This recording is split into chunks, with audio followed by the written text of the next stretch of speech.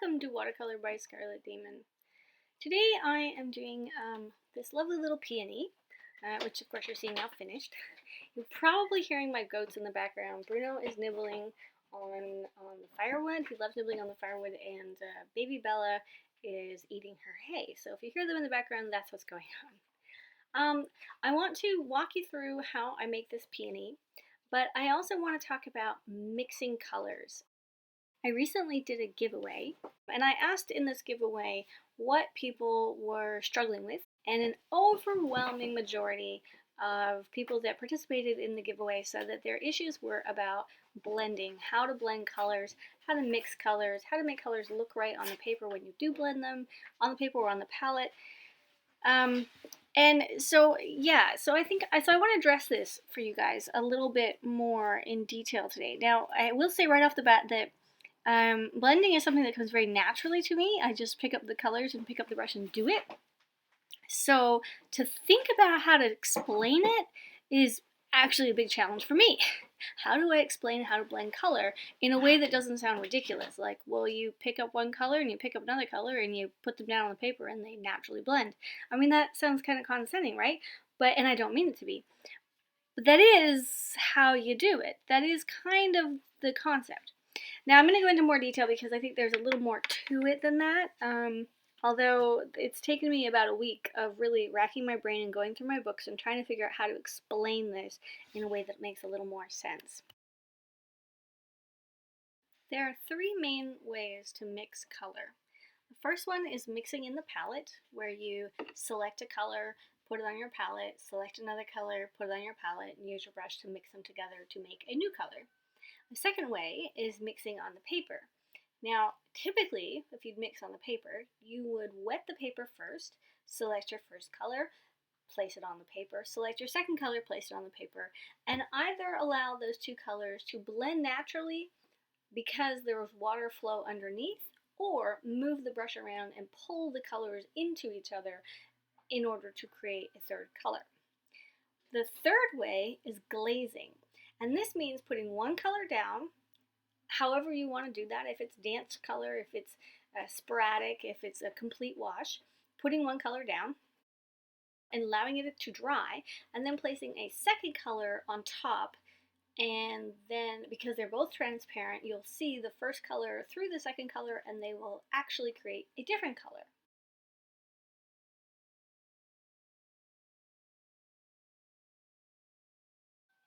When you are mixing colors in any of these different ways, it is usually best to limit yourself to just two colors. This way you avoid your paint turning muddy, which is something that's really easy to do. Now, if you're like me and you love using neutrals and earth tones, the word muddy is kind of complicated. It implies that something's dirty or something's wrong, and that's not always what we mean. Well, that is kind of what we mean, but that's not always what you would actually call paint if it's a muddy color. Muddy colors can be absolutely gorgeous. I think that raw sienna and burnt umber, neutral tint, Payne's gray, mix these colors together and you get gorgeous browns, gorgeous mud-like dirty colors that are beautiful. However, if you're trying to go for a crisp red or a beautiful yellow and you've added too many extra colors, then you would get what's called a muddy color, because your color is no longer that original pure color. It is a diluted kind of messy tone of something else. Not saying that muddy colors are bad, because I personally love muddy colors. But as a beginner, if you stick with just 2 or 3 colors, you're more likely to have a little more success with mixing your colors. Mixing on the paper is a very expressive way of mixing color together. This is different. My goat is deciding to sit down next to us. This is different than mixing on the palette. When you mix 2 colors on the palette, you produce a third color, which is just that. It is a color. It is a finished and final third color. When you mix on the paper, you are combining 2 colors on a wet surface. So if we go back to the controlling the water tutorial, which is I think my most popular video at the moment, you put down a water glaze. You put your water down first, and then you drop in your colors. You can do a big splosh of blue and come back with a big splosh of red and put them close enough, or bring the brush between the two.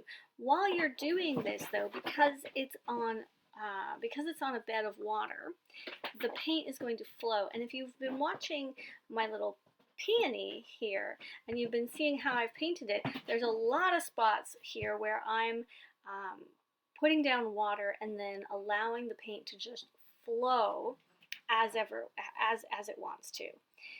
When mixing two colors on the paper in that flowing way, you are not going to have one color. You're going to get multiple colors. The more you mix on the paper, the more your brush runs out of paint at certain points. Maybe you add more paint in other spots of the same colors. You're going to get thick colors, you're going to get thinner colors. And for example, if you use yellow and blue, you will get a whole range of greens if you were to mix them on the paper on a wet surface. Mixing implies taking two colors and mixing them together, blending them together until they become a third color.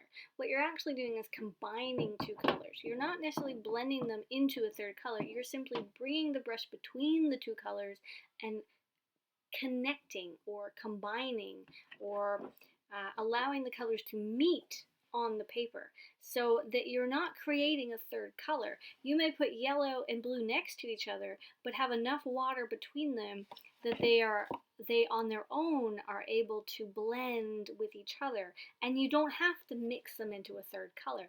And perhaps that's one of the problems that people are having when they say they don't know how to mix colors.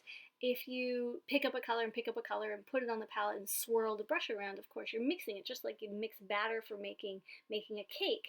In this case, we're really not mixing colors as much as lifting little bits of colors and then maybe gently placing them either on the palette and bringing our brush through them, or putting them onto the paper and then bringing our brush through them. Now, that being said, there are absolutely times where you will be mixing colors. You will take two colors, you'll take a little color well, like these little circles in the palette above, those are all called wells, and you will put a drop of water, you'll put two colors in, you'll mix it with your mixing brush, and you'll come out with a third color. The best times, or the most common uses for something like that, would be a wash. If you're doing an illustration, if you're doing something that is not impressionistic but is more realistic, more childlike realistic, more cartoony, illustration based, where you just want a flat color, or perhaps you're doing a sky or a flat surface of a leaf, something that has no texture on it, you would want one color and one color only. And in that case, you would mix a large amount of color and then lift that color with your brush and go over the paper with that color. When mixing on the paper, because it's more suggested mixing, you're almost telling the paint, okay, you kind of do this and you kind of do that, and let's see what happens. There's more of a dance happening. The third color has not been created. So essentially it's magic. It's watercolor magic that you will get when you mix on the paper. And I highly recommend it if you've tried it, or if you haven't tried it before, that you take the time to do that. Now what I'm doing here with the peony, and why I'm talking about this while I'm showing you the peony, is because almost exclusively, except lifting a little bit of color off the palette, most of the color is being mixed on the paper. I'm laying down wet washes first, and then I lift a color. I might move the brush around a little bit because I want to get more paint on the brush, or because, see, for that, I just wanted to activate that color. I wanted to bring it back to life, wake it up a bit, and get it onto the brush. I wasn't moving it around in order to mix the color more on the palette. Now it's going onto the paper, and in this particular moment I'm drawing the outer line, and then there's water and wash underneath, and I'm allowing it to blend. Or here, for example, this is a glaze. I'm putting another color, the same color, again on top of a color that's already been painted on and had time to dry, and blend it out into a beautiful way. Really unfortunate that it doesn't look as amazing until you see the photo at the end. It looks kind of muted. All these colors are a little on the muted side, but that's just how the camera picks it up, and the lighting, and the fact that I was doing it at 3 in the morning. So there's not a lot of outside light coming in the window, obviously, at 3 in the morning. But if you stay and watch all the way to the end, you'll see the final image, and the colors are bright and brilliant and beautiful. Now, in this moment, I really am mixing the colors, right? I'm bringing, what was that? I'm bringing some neutral tint and maybe some Payne's Gray, and I think I had some yellow and brown in there too, and I'm creating a darker color because here there's not enough room to mix on the palette, on the paper. I need to have a dark color. I know I need that dark color. And for me personally, and I think for a lot of artists, I don't like to use colors directly from the tube or even from the palette. I like to, from the palette, I like to put them onto my flat palette and move them around and lift up multiple pieces, lift from multiple spots in order to create a more interesting piece. Which is one of the reasons why I don't like telling you guys what color I'm using, because all the colors I'm using truly are a mix of colors. They're really not just one straight color. I don't know the last time I used one straight color for something specific. Now, there are a lot of tutorials out there that do that. They'll give you 10 colors and say, these are the 10 colors we're using, this is how we're mixing it, this is the consistency it's supposed to be, and now you can go out and create something that looks exactly like what I've created.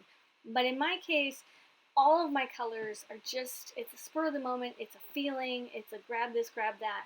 If the color is too bright, put in the complementary color to dull it down, or to neutralize it. If the color is too neutral, try taking a little bit of that color out and adding something brighter into it, so that you're not just working with one color and thinking this isn't working. Take a little bit out and experiment. See where you go. See what happens. The best thing to do when dealing with color and trying to figure out what you want to do with color is create a color chart.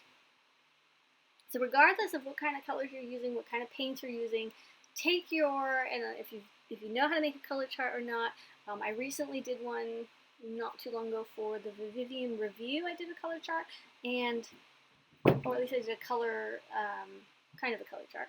And I've also done one for the pepper. I did a full color chart for the pepper. So take your paints and make, go back to that video and watch how you do a proper color chart. But once you know how to do the steps, go through all your colors and figure out what colors you can make by mixing your colors. If you feel like you can't mix colors, then I'm thinking you probably haven't made a color chart of the colors that you own, because that will make a world of a difference. Once you've gone through your colors and you realize that when you mix this blue and that green and that yellow, you're going to get this totally unique color, you can go back and you can pick those colors out. You can look at your chart and say, okay, so which color? Oh, I want that color. And then, oh, that's this color and this color. Okay, so I'll just paint, and you can remix what you've already learned.